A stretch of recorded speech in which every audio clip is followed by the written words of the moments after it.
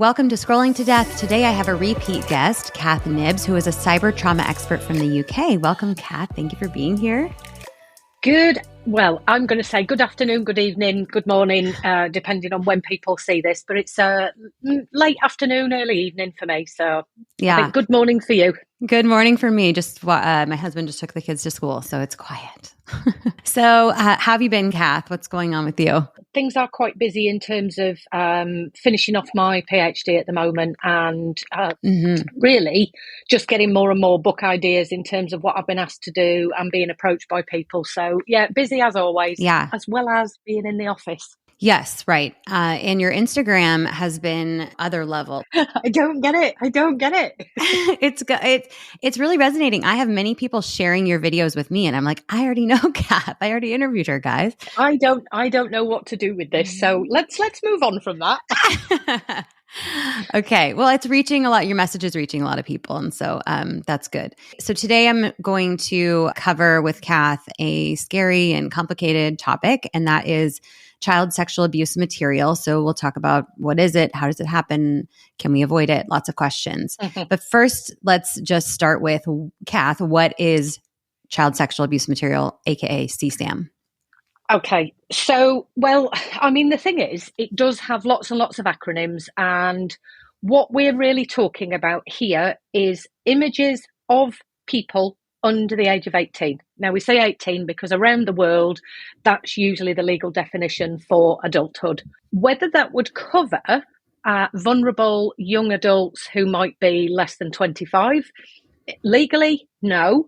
But when you start to talk about child sexual abuse material and what it is and how it happens, there are very, very many young adults who might have learning difficulties, have other special education needs, and they have the presentation of a child, even though chronologically they might be 23, 24 and 25. So whilst we have the legal definition, there is also something about thinking about developmentally, and we haven't gotten this right yet in terms of what we do in education.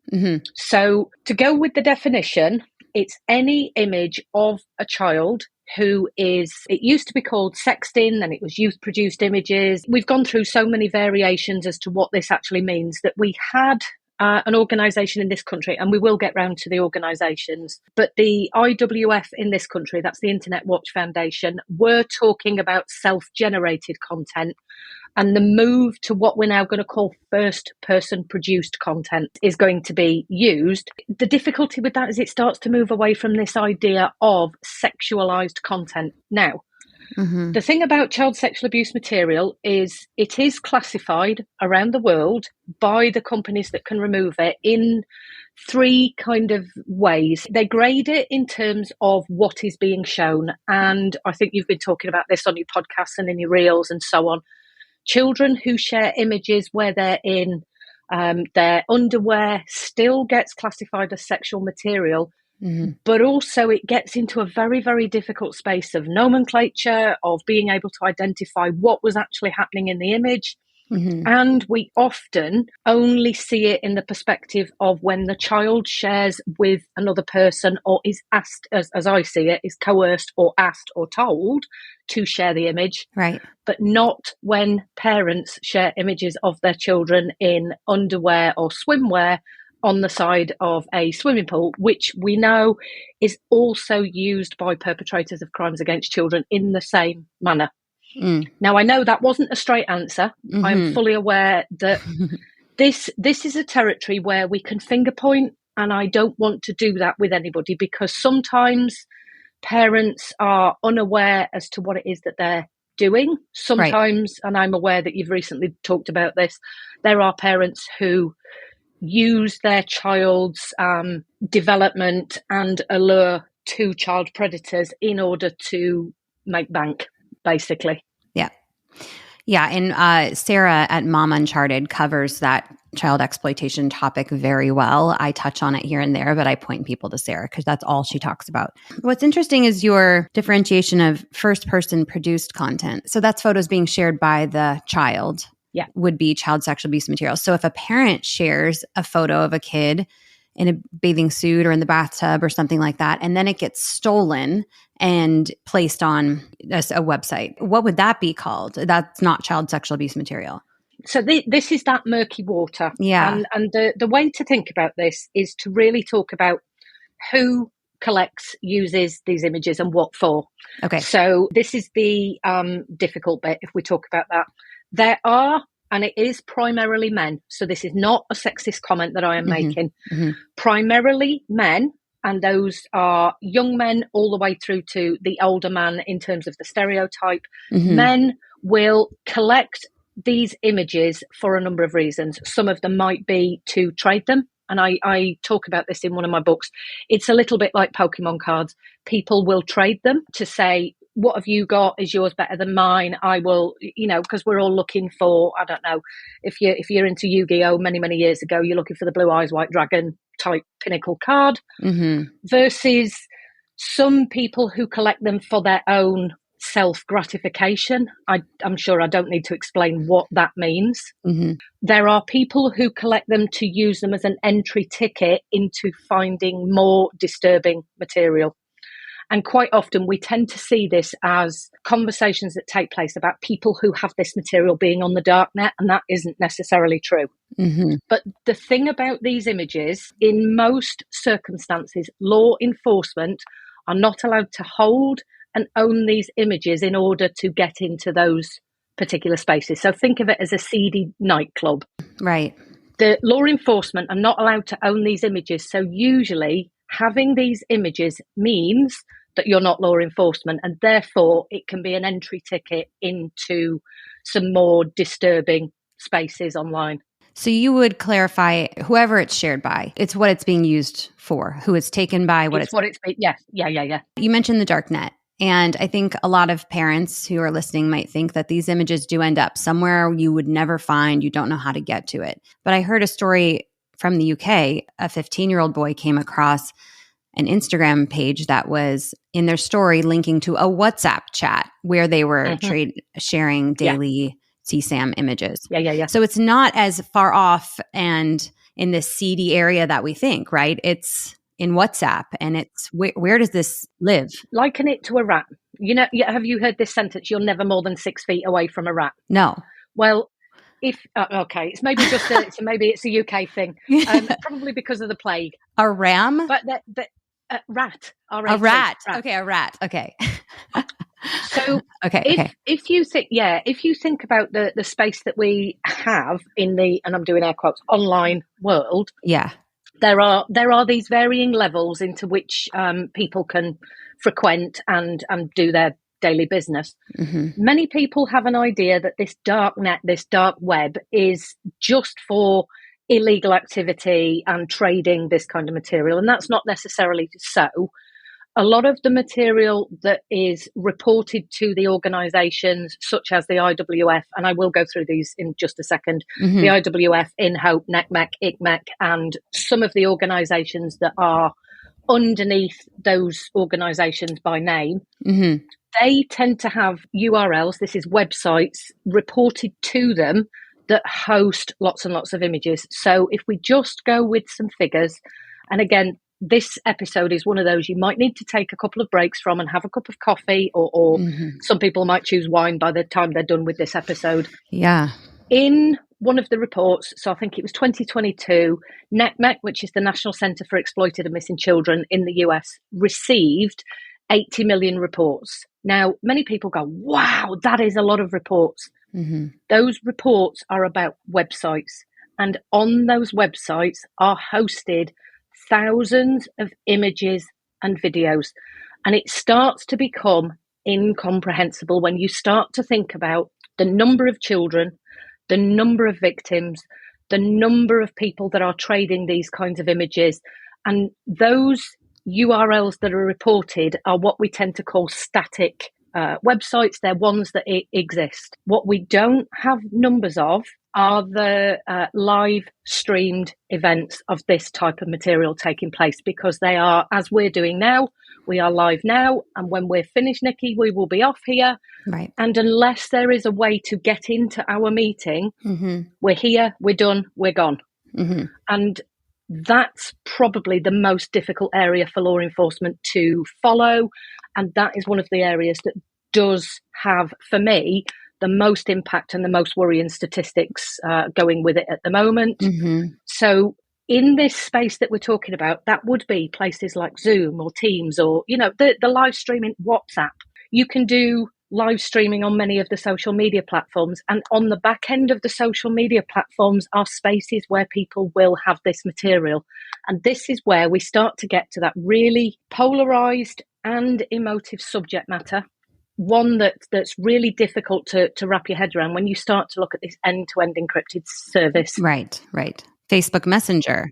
Absolutely. So if you've just heard that I'm talking about live streamed and material that's shared without duress of knowing that anybody is going to get into that space, what we actually have now is what I will call a perpetrator's paradise. We have enabled through this E2EE and this privacy-driven approach, we have enabled the proclivity and the likelihood of children being groomed, sextorted, exploited, and abused in so many different ways. And let's just be really frank about this. It's not on. This is not how we look after children. No. Do we know where these images or videos are being stolen from or taken from? Is there any data around that? I think on the first time we spoke, I talked about there are images that are shared by parents and they're done in the most innocent way. Yeah. It might be on your Facebook feed, and quite often those images are taken. They can be, as we're now going to start talking about the AI stuff. Yeah. Those images can be taken, they can be manipulated, and they can then be recreated. So actually, here's a thought experiment. I don't know how this is going to go down, but imagine that. So I know that one of Mark Zuckerberg's children is called August, okay?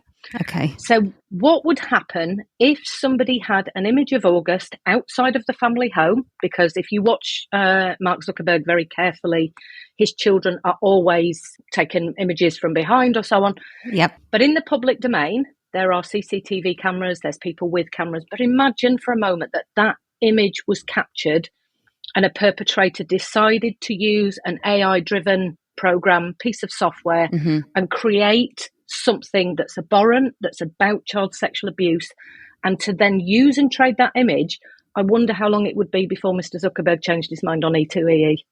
That was the big pushback when he opened that up. This is no longer safe now for children, and you're just gifting the ability for predators to send this type of material with the end-to-end encryption. I think sometimes people, and I get it from a privacy perspective.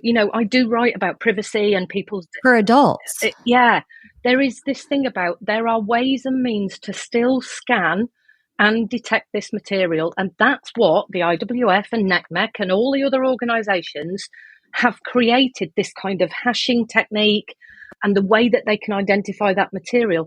Actually, we could eradicate some of this material. Now, I know in my profession that would get into, let's call it sticky waters, right? Because if we had a system that flagged up, for example, words like sexual abuse. Now, perpetrators don't tend to use common language. Right. If I was working with a client and we were on an encrypted platform, one of the things I would say is, okay, now we might talk about your sexual abuse in your childhood, but just to be aware, if and when we use that particular phrase in this platform, it will be flagged just to ensure that no child is being exploited. I'll tell you what my clients will tell me, and they will tell you, in terms of there is not one client on the planet who has been sexually abused that would say, no, I don't want anybody to do that to protect other children. Right. Not one would say, because the reason they're in psychotherapy with me, the reason the children I see that are in psychotherapy are so wounded is because people didn't protect them in the first instance. Right. Technology does exist to catch these images before they're sent. Is that what you're insinuating here? The way that images are identified is a bit like I'm going to go with things that people can understand in terms of the listeners and so on. So again, with the Pokemon cards, if you have identified Pikachu and you give it a hashtag, that's how Pikachu will be identified in the future. But if you make a rendered change on the image, you can still create a hash that says any changes to Pikachu. We can find those rendered images that are changed. Mm-hmm. There are ways that we can look at, and interestingly enough, it's AI that usually helps identify this. There are ways that we can identify certain aspects of certain images. Mm-hmm. It's not perfect. It's not going to pick up every single image. But if there is a way to detect a certain amount of nudity of children, so we're not talking about adults sharing images that they have consent to do so. Mm-hmm. We're talking about children who do not have the power to consent. Right. And that's usually rated on the age at which we say, okay, in the UK, 16 is the age at which you can have sex, 18 is the year which you can drive a car. I know it's different for the US. Mm-hmm. You can vote. There are things that we give age limits to. Right. And if we said anything under that, anything that had a way of being detected to protect children mm-hmm. from being exploited and coerced and abused, mm-hmm. there isn't one person who comes into my clinic who has been abused that would ever turn around and say, no, I value my privacy over the fact that this is happening to another child. Not one. Mm-hmm.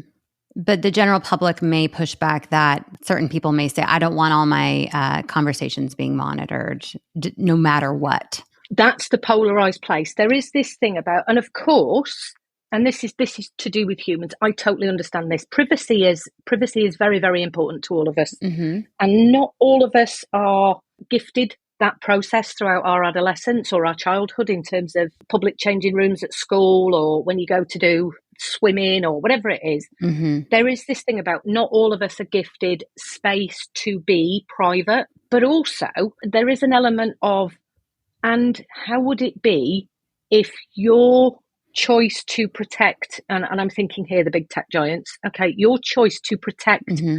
adults who don't want their conversations monitored over the fact that this could be a child you know personally. Right. And I think what tends to happen in big tech, and if you have watched over the last 15, 20 years mm-hmm. in terms of what has happened, people tend to only talk about what has happened and how they're angry about what has happened when it involves somebody they know or it involves themselves. And sadly, that is part of human nature, is we think it will never happen to us, so we don't need to worry about it until it does happen to us. And then it becomes something that we become outwardly spoken about. And, you know, I've seen this with certainly people who have left big tech and are now saying, and I was watching this actually on a LinkedIn post recently, where people are saying, but if this happened to you personally, how would it be? Mm-hmm. It would be different. Right. It would be different once it's happened. And what we're trying to say, certainly those of us who work in this space, is, well, let's not let it happen. Let's not let it happen to any children. Right. Let alone yours, talking to the big tech giants there. Well, and it could be happening to this person's child. They wouldn't know, right? We don't know if our child's photo is being stolen or used for CSAM. Mm-hmm. Yeah. And there's no way for us to know that, right? Not until, yeah, absolutely. Not until it's leaked or somebody says, usually this is how people find out about affairs and so on, isn't it? If you think about the adult world, you don't know your partner is having an affair till somebody says, by the way, I saw your partner, I saw your da-da-da-da-da with somebody. And that's when people piece things together. Mm-hmm. Right. And this is a general thing with any online harms. It's not my kid. That wouldn't happen to my child. But every family I talk to who's been harmed or a child has died, it was a normal kid and they never would have imagined this happening to them. Mm-hmm. Mm-hmm. So you already shared, I was going to ask about like what's the magnitude of this issue, but you shared the stats around how many websites are being reported. And that's just the website link with thousands and thousands of photos. Absolutely. So I can give you another stat that I hold in my head is during lockdown. So the Internet Watch Foundation, based in the UK, the reports that they received during that time went up 1,010%. Mm-hmm. 1,010%. And those images, when we start to really talk about this subject matter, and this is why I am really, really passionate about it, when we start to talk about this, we're not talking, let's say, adolescents who might be starting to engage in sexual activity. We are talking about primary school children. We are talking about children under the age of 5. And I'm going to leave it there because it makes me feel ill when I start to talk about what is happening. Do you have any insight into why this is happening so much more? Why that big jump in cases? So again, this is where I don't want to parent point. I have to be careful that during lockdown, we were all in a very different place. And again, I mean, I actually said when we went into lockdown, the perpetrators were literally rubbing their hands together going, parents don't understand technology. There's not enough appropriate tools in place to prevent us doing what we're doing. And I know that there were a large number of figures shared within the United Kingdom about known perpetrators of crimes against children in this particular space. And again, we just didn't have the tools in place to protect these children. And during lockdown, many children were left to maybe play by themselves in their bedrooms and, you know, mum, dad, guardians, whoever, residential settings. Those adults still had to work. And although they weren't leaving the house and leaving them in the company of another adult taking care of them. Sadly, what has happened, and this is one of the lines that I've got in my books, is parents make an assumption about technology in the same way they make an assumption about school. It's run by adults who have a vested interest in keeping people safe, and therefore my child will be safe. And sadly, that is not so.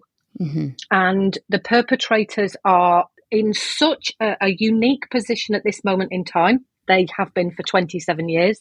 The technology isn't adequate to prevent them. Parents are not educated enough, not because they're naive, but because we haven't had these conversations. Education systems think the parents should be doing this and looking after the children, and the governments are telling the parents and the schools that they need to be doing the education and looking after the children. And whilst all this finger pointing left, right and centre is occurring, the children are sitting in the middle, and they sit in a chasm where they're not monitored or looked after in the same way that they would be in a corporeal setting. And that's where the perpetrators strike. Okay. So we've talked about, you know, children's photos that are shared by, say, them or their parents being used, being stolen. But what you're kind of insinuating here is that predators, when your child is active on an online platform that they can, where they can speak to strangers, predators are befriending them and convincing them to send imagery. Yeah. So if we go back to the early literature around child grooming, as it was called, this was why I did one of the ranty videos about the educator that was talking about Habbo Hotel. And I was when I was listening to that, I was sitting there thinking, why are we talking about something that shut down when my children were little? You know, yeah. And in that process, the educator was saying, so what would happen is a perpetrator would say to the child, hi, let's have a conversation, like your avatar. It would be a very slow model. And this is based on somebody called Finkelhor, and he has a grooming model. Okay. It's pretty much like a 4-stage grooming model. And that was the go-to way that we thought children were being groomed online. It's not. Let me tell you, it's 10 to 19 seconds before a perpetrator can and does make contact. And I'm sure that with some of the spaces, so I actually show a short clip when I'm doing training about no longer does the perpetrator hide behind the idea that they have to become a child's friend. They will literally say, I'm 54, want to have some fun, this is what I want. And here's why we need to think about this in a non-parent pointing way, okay? Some children, and I am now about to swear, some children will go, fuck off, block. Yeah. Other children go, no, I'm not doing that, because they like to exert their level of autonomy, mastery and agency. And they want to say to somebody, no, go away. Unfortunately, that's the second part in a conversation. So I use a lot of transactional analysis to help people understand. The first transaction comes from the perpetrator. If a child returns that transaction, they have what we call a complementary conversation going on. And the perpetrator can then steer the conversation towards, well, I was only trying to be your friend. And all I wanted to know was what that thing is in the background of your picture. Or all I wanted, there's no need to be really rude. And as soon as you start tapping into social norms for children, so these are be quiet, say thank you, don't argue back, don't be rude. And we start to see how we educate and bring our children up in the world. That's how a perpetrator can tap into a child's lifestyle. They can tap into their culture, their beliefs. The whole system is don't say no, because that's what we teach children. Stop asking why, answer when you're spoken to, and don't be rude. Yeah. Wow. So where we try to do our best as parents, the manipulators have the tools in which to go, all I have to do is engage a child in a conversation, and those conversations are done subtly. Mm-hmm. And this is why some of the training that exists around, don't talk to strangers, don't talk to people online, don't add randomers, and those sorts of conversations. Mm-hmm. Sadly, we're not talking about the subtleties of human conversation. And the subtleties are the way that perpetrators make their connection. It's the way that they create a rapport. And I say my job is to do that as a therapist, to make rapport with a child. Mm-hmm. And I have all of this psychology and human behavior knowledge in my head with which to work with a child and the presentation and maybe the learning difficulty or the mental health diagnosis. Don't you think the perpetrators know? And they know much more than most of the skilled human behavior theorists that exist on the planet. They need to be good at their job. Cath, it seems like our children just shouldn't be able to talk to strangers on these social media sites. Yeah. They're not old enough and mature enough to vet these people. That I wouldn't be able to vet these people. You don't have enough information. No. But I'm an adult with a developed brain that can say, okay, this feels weird. I'm not going to engage. We're putting our children into situations where they have to make those decisions and vet these strangers. Yes. I mean, that would be the lovely go-to response, isn't it? Just stop. And sadly, that's the horse gate bolted. We are where we are. Yeah. What would be helpful is if we could help parents understand, there are so many predators online. That's scary. And so here's a little bit of neuroscience. When we try to educate people and we scare them, so a lot of the approaches at the moment are shock and awe and don't do this and look how many people are. Yeah. That creates a fear shutdown. So people will stop listening. They go, not me, not my child. I've educated my child. Okay. I'm going to tell a story. Mm-hmm. My children, when they were younger, one of my children accepted a code. This is many, many years ago. Accepted a code from somebody on a Microsoft game on the Xbox. Accepted this code. Was told it was going to get him extra XP points. He accepted the code because it hadn't gone into all of the things that I'd discussed with him about, randomers, blah, blah, blah, blah. This didn't fit the mold. We hadn't had the conversation about hackers and cheats and so on. So he accepted the code. I got an email from Microsoft, as you do, saying, we've now banned this account. And I was like, what the holy heck? Mm-hmm. What has occurred here? Yeah. My youngest did that kind of, I didn't know. You're right. No, of course you didn't know. Yeah. So we had the conversation, all right, slightly heightened in terms of what have I told you? What do I do as a job? How could you think to take that? What were you trying to achieve? Mm-hmm. Well, I just wanted some more XP points because it's on X game and okay, right.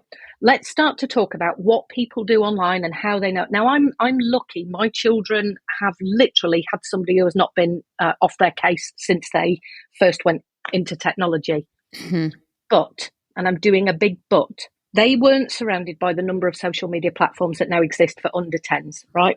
Right. What we don't do with children, and it's the difficulty about the online space, is we don't talk to them about what I call uh-oh feelings. And the uh-oh feeling is something's not right. I don't like how this person is talking to me. I don't like what's being said, or I don't like what I've been asked to do.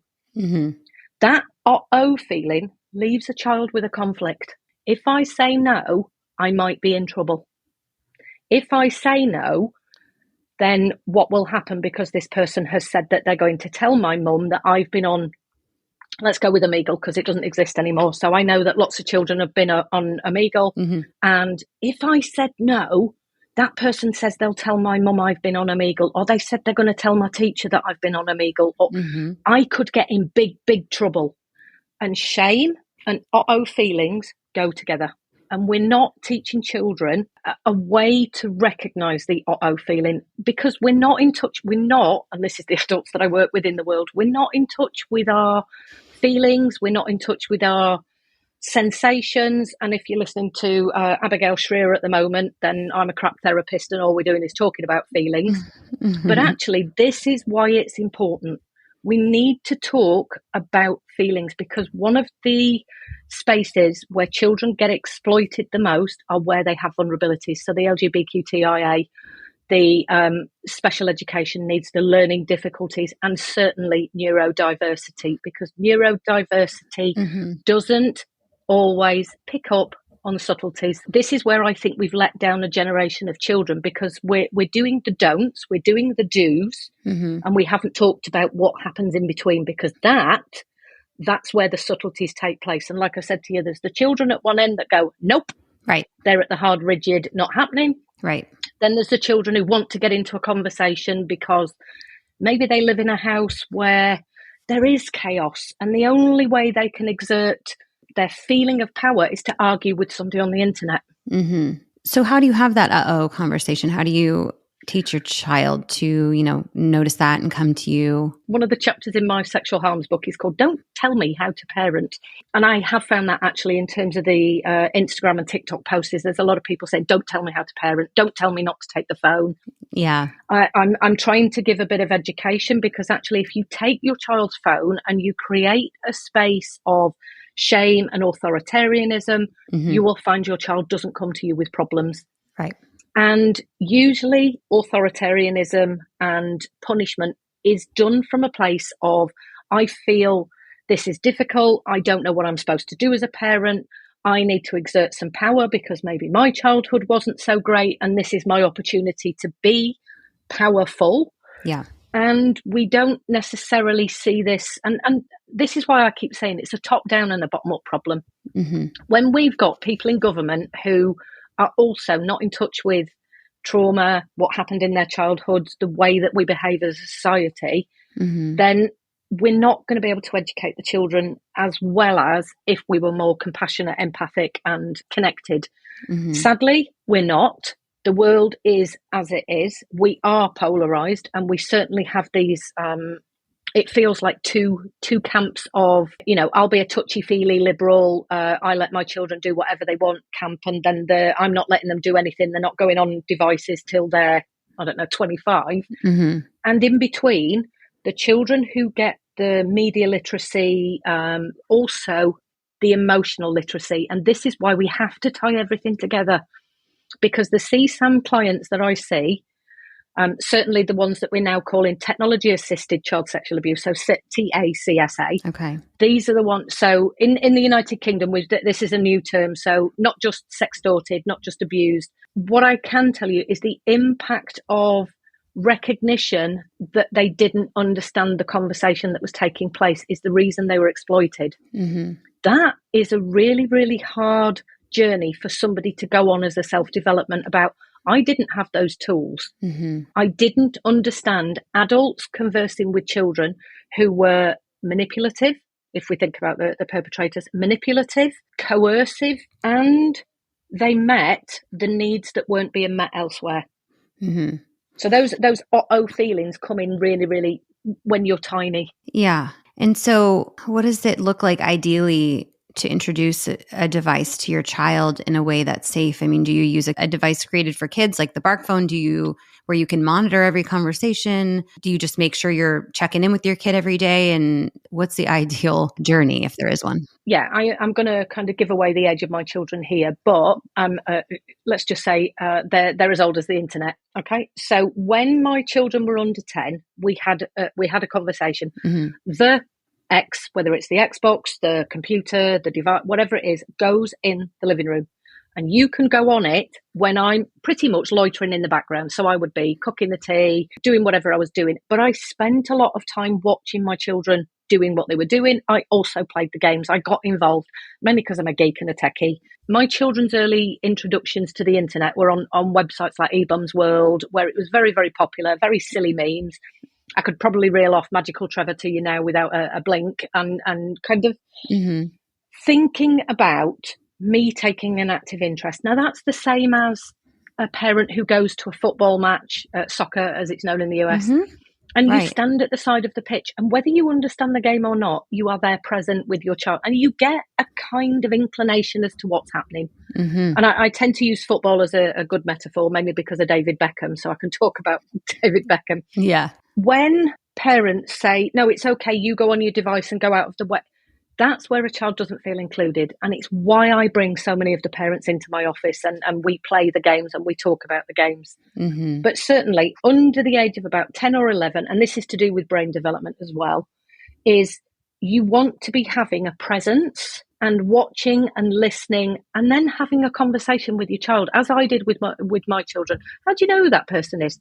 Oh, because they said they were so-and-so, so-and-so. Mm-hmm. And I said, but what does that mean? And what does that mean? And how does that work? And how does that work? A lot of it I knew. It's literally paying attention and asking questions, not intrusively, but also watching and listening, because the conversations that are taking place at the moment between children on gaming platforms are incredibly interesting. Yeah. Sometimes they're absolutely hilarious. Watching children play gorilla tag is phenomenal. I didn't know the children knew that many swear words, but boy, do they know lots of them.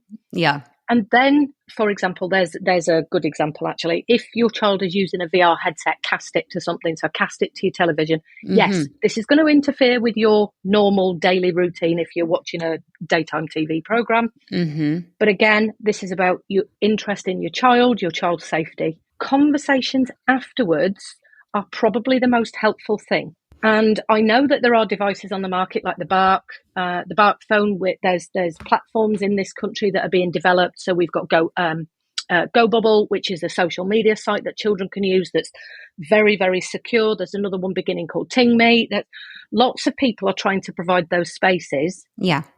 And I would say certainly 12-ish to about 14, 15, 16. If you are using a phone where you are, and I'm going to use the kids' words from my therapy practice now, nosy, in my business, intruding, smothering me, you're not going to have the space to have those conversations. And yet, children who are exploited tend to be in that rebellious stage.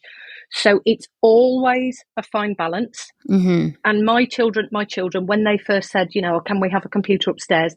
I said, there's only one way this is happening. And it's not because I don't trust you, it's because I don't trust people on the internet. Yeah. I've been around the internet a bit longer than you. I know that people will try to talk to you. So I'm going to put a piece of software on that computer that alerts me. Mm-hmm. When I first did that, so this is going back to the early 2000s, when I did that, I was getting over 2,000 emails a day. What? Because they were on Habbo Hotel. Uh-huh. They were on Club Penguin. They were on, where else? World of Warcraft. They were on RuneScape. Uh-huh. Right. All of the big MMORPGs, the multimedia role-playing games that were online. Mm-hmm. And of course, conversations were happening with other people, not my children. And I just thought, this is overwhelming. Mm-hmm. But what it did do was give me the inclination to say, okay, we need to tailor this and we need to do it in a way that's non-intrusive. Right. And we need to talk about what's happening on Facebook and how do you know that people are who they are? So we would have those conversations when they weren't on the tech. Mm-hmm. How do you know that person over there's got a job? How do you know that person over there's... And they're seemingly mm-hmm. questions that are not connected, but actually it's about human beings. Yeah. And I think we got too far in allowing our children to use tech on their own. I mean, using it as a babysitter, as everyone talks about, but it really is intended at those ages mm-hmm. for you to be present, for you to take an active interest, for you to listen in and watch. Yeah. And then guide them with conversations and follow-ups, right? Okay. Yeah, that's akin to the television because we grew up with televisions. Mm-hmm. And if you think about that, so I've heard iPads and things referred to as digital pacifiers for a long time. Mm-hmm. When we were small, we were probably plonked in front of a television, a bit of, children's television happening. Mm-hmm. That's rated. Okay, so if you think about television and before the thousands of TV channels, mm-hmm. it's rated. There are certain times of day when programs would and wouldn't be allowed to be on television. Mm-hmm. And what we've done as a society is transitioned into the online space and made the same assumptions. And that's because that's what human brains do. They say, well, it must be the same because media is media. Of course it is. Well, and it's even more educational, right? Now they can just play all these educational apps in Minecraft, but also where they can talk to strangers. Mm-hmm. So the risks are there. We dug into the predator area. Now, just want to wrap up with the sharing of the kids' photos online. Would you recommend that parents abstain from sharing their children's photos online, photos in certain situations? What would you guide there? My go-to answer is always yes, right? But here's that caveat. I work with people in cybersecurity. Some of my best friends are, still in the realm of cybersecurity. I work with people who are in data protection. I work with people who are in this space, okay, in terms of protecting children and working in and around many of the organizations that I kind of spent a lot of time talking to. Mm-hmm. And I know people who blog about this. And yet what happens is pride overtakes sensibility. And by that, and it's not a slight at anybody here, we're so excited when we've got a baby. And what we do is we say, oh my goodness, I need to tell everybody about the baby. And our joy and pride will sometimes trump thinking about what might happen with those images. And I have recently watched one of my colleagues do exactly this with the date, the weight, the name of the child. Which happens a lot, Nikki. Yeah. And sometimes I sit there and I go, even adults, when you say to them, and they even teach, don't share, don't do, don't add, and then they do it themselves. And that's because human beings want to, and you've got to kind of go back to human behavior writ large. Why would somebody want to share a picture of their baby? It's because they're proud. Right. It's because they're so proud. And in times gone by, in the the villages that we would have lived in where allo parenting takes place, it would have been, Mrs. Smith's had her baby. Oh, what's the baby daughter like? And then they run round and bring presents, and everybody comes to coo over the new baby. What do you do if you're disconnected from your neighbours and you live on a street where you only see your relatives once a year and you've just been in hospital for, I don't know, complications, and we look for connection. But how does that benefit the child? It doesn't. And many people now, I did, as everybody else did, when Facebook started, we got the pictures. Me too. I did share with friends. I then went back and I started to take off everything. Me too. Mainly because I was learning about data mining at the time, in terms of what was happening with images as well as personal data and other bits and pieces. Right. But certainly the conversations that I have with my children now, so my own, the ones I gave birth to, my goodness, if and when you have children or if and when you have pets, please, and constantly, don't put pictures of your house online. Don't put pictures of your garden online. Don't put pictures of your pets online. Don't put pictures of anything that can be traced back to you. And they will often say, because they are quite critically minded, well, what am I supposed to do then? What do I actually share online? And I say, well, pretty much nothing. There you are. That's the way to do it. Right. And it's the same as many of the videos I take. So the ones that go on social media are done from my office. It's not taken from my home. My home office is all blacked out at the back. There is nothing that I share compared to many years ago when I was like, oh yeah, doesn't it look good if you've got books behind you? Doesn't it look good if you've got, it's pretty much my office. And usually it's in spaces where it's public. But I'm aware that CCTV stills could be captured. We live in a society now where drones are going to be coming out. So, and it does get scary when you start to think about, we have no control over some of these images. It's why I had the thought experiment earlier in terms of it's all well and good keeping everything private in the home. Right. But actually, once you're out of the door, you're subject to public law in terms of being in public spaces.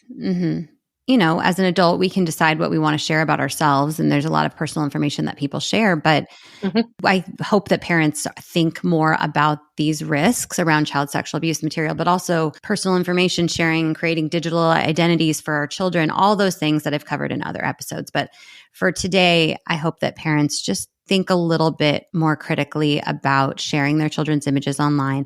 Also, open up the conversations around speaking to strangers, doing a little bit more monitoring of their technology use. Anything else parents should know about child sexual abuse material before we start to close out here? I think it's that icky part of it that your children are a commodity to these people. They have no interest in your child's mental health.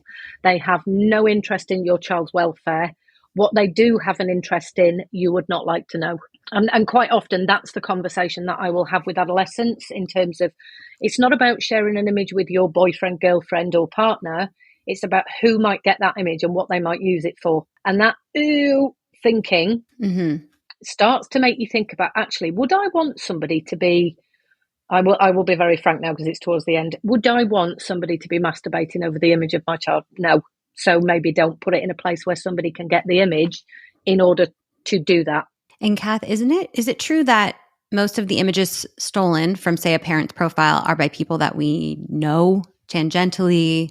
We know from the real world, wherever there are children, there are adults, and wherever there are adults, there are children. And we know no matter what precautions we have in the real world, adults still harm children. And quite often, the first thing out of people's mouths when somebody is arrested is, oh, they seem such a nice person and I knew them. Exactly. You probably do know them. Yeah. And right. They're not marketing the fact that they're a predator or a pedophile. No. You know, they're everyday people that could live on your street or be in your family, God forbid, or friend group. You just don't know. Yeah, I think one thing to be aware of here, Nikki, is some research that recently came out at the end of last year, which is that there are men who will be looking at this imagery not for a sexual kick, but just because they can. And if that's the space that we're now moving into, do we really want people looking at images?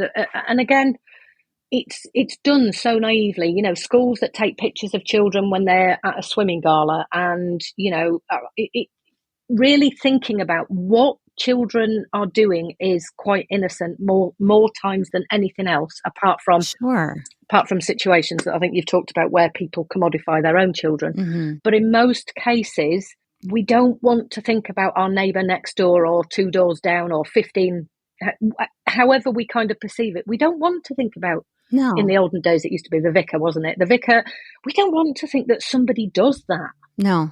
And because it's too difficult to comprehend, because it makes us feel ill, we don't want to comprehend that it can happen, so we pretend it doesn't.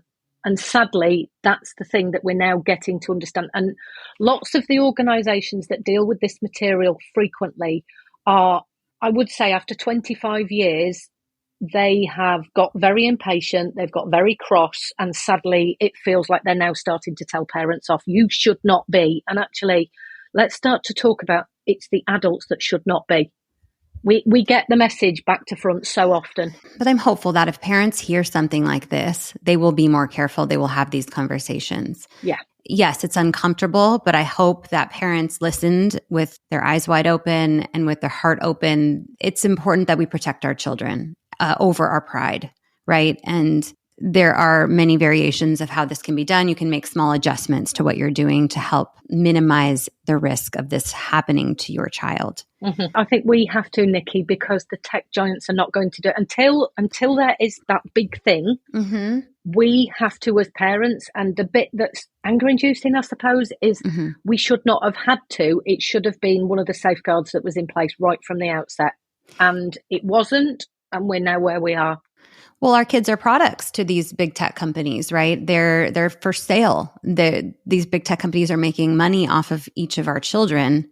We put our kids online. They're a commodity to the big tech companies. They're a commodity to the predators. I mean, it's just a scary, scary place. But we have to have these conversations and we have to listen and we have to think critically about this. And I'm grateful that we have you working on this. I know this is not a fun thing to have to work in every day, right? You're just in it and hearing the stories and writing and educating, but it's, again, so important. And so remind listeners where they can connect with you on social media, on your website. Well, social media is now TikTok and Instagram. They're probably the easiest places to, I mean, TikTok tends to be children or conversations that are slightly different. I find the adults are on Instagram. I've got a website, and certainly the books that I've got are really slower versions of this, taking people through how to think about their children and what we do. And it's not written in a way that points fingers at parents. It's a way that we have to think about this broadly as a society. They're not easy books to read, because it does go into the versions of CSAM, well, not into the versions, but it describes CSAM in a bit more depth and clarity. And certainly it does make you think. On the website, I am childrenandtech.org. icky.co.uk. But certainly one of the things I would say, Nikki, after this is there any way you could signpost people, conversations that people can have in terms of support services, because there might be something that somebody finds out post having a conversation after listening to this that really worries them. And those organisations that I talked about, NECMEC in the US and ICMEC, which are National Centre for Exploited and Missing Children. We've got the Internet Watch Foundation in the UK, In Hope, which are global. There are so many ways to report these images, these websites, and there is something that can be done. It might not mean that all of the images are removed for forever, and there is something about, and that's why you might need to have a supportive service after this. Okay, I will link to all of those services in the episode notes and to Cath's social media pages and website. Thank you to everyone for listening and learning about this important topic, just being open to this conversation. Give Scrolling to Death a follow wherever you're listening so you can be the first to know when a new episode drops. And Cath, thank you again for having this conversation with me today. You're welcome.